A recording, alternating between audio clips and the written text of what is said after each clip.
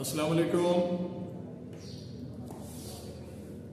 کیا حال ہے دوستوں عزیز؟ آپ لوگ خوش ہیں؟ امید کرتا ہوں کہ آپ خوش ہوں گے، ان حالات میں بھی خوش ہوں گے، کیونکہ آپ یہ سمجھتے ہیں کہ ہر حالت برقرار نہیں رہتی، تغیر پسند ہوتی ہے، تبدیل ہوتی رہتی ہے۔ آج کا ہمارا موضوع ہے طبقے اور طبقاتی کشمکش۔ یہ کتاب ہے تعلیمات موضع تنگ۔ اس سے ہم شروع کر رہے ہیں اپنا سلسلہ انشاءاللہ۔ اس کو ہم سٹیپ بائی سٹیپ چھوٹے چھوٹے کلپ بنا کے پیش کریں گے آپ لوگوں کو۔ امید کرتے ہیں کہ آپ لوگ انہیں پسند فرمائیں گے انشاءاللہ۔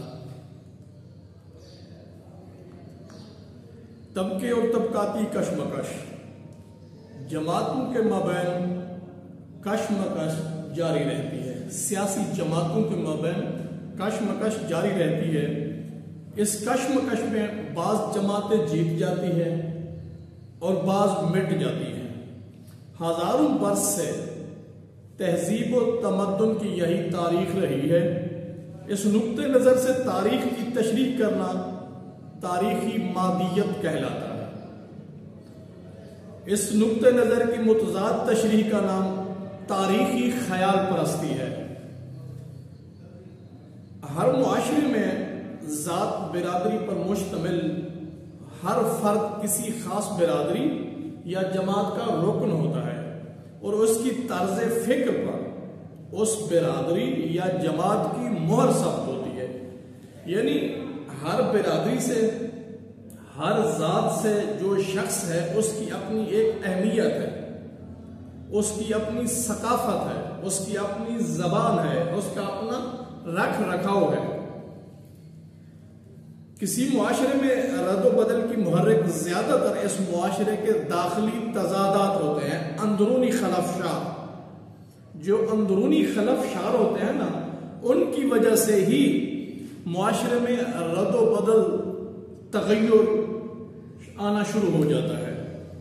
یعنی پیداواری قوتوں اور پیداوار کے تعلق کے مابین تضاد، فرق، مختلف جماعتوں کے مابین تضاد اور نئے پرانے کے مابین تضادات کی یہی ترقی، نشو و نما کسی معاشرے کو آگے کی سمت بڑھاتی ہے۔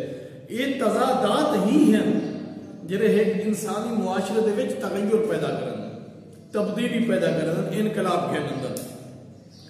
اچھا سی اگو ہے سدا جاگیردار طبقہ۔ موضع تنگ کہتے ہیں کہ جاگیردار طبقے کی بے رحمانہ اقتصادی لوٹ کھسوٹ، اقتصاد، معاشیات، دولت، دھن، بے رحمانہ، نا انصافی تے مبنی، غیر منصفانہ، جاگیردار طبقے کی بے رحمانہ، غیر منصفانہ اقتصادی لوٹ کھسوٹ اور سیاسی جبر نے دہقانوں کو ان کے خلاف بغاوتیں کرنے پر مجبور کر دیا ہے۔ جاگیردار نے غیر انصافیہ، ناجائز، جھوٹا اختیارہ، دھونس، دھکا، انہیں چیزیں لوگوں کو ہون انہیں دے خلاف بغاوت کرنے دے عہدے تیار کر دیتے۔ یہ کسان طبقے کی جد و جہد، بغاوتیں اور جنگیں تھیں جنہوں نے چینی جاگیردارانہ معاشرے میں تاریخی ترقی کی حقیقی اور بامقصد طاقت کو جنم دیا۔ وعدے غیر منصفانہ جنی تقسیم ہے، دولت دی، رویے دی، خیالات دی، آداب دی، این چیز نے انسانی معاشرے دے وچ جڑے دہقان ہن، پیسے ہوئے لوگ ہن، محروم ہن، انہیں دے ذہن دے وچ ایک سوال پیدا کر دیتے، بھئی یار یہ کیا ہے؟ بھی اسا کیوں ساری زندگی میں غریب رہنے تے یہ امیر تو امیر تر تھے، ان دی کیا وجہ ہے؟ ہی سوال انہیں دے ذہن دے وچ انقلاب دی صورتحال اختیار کر کے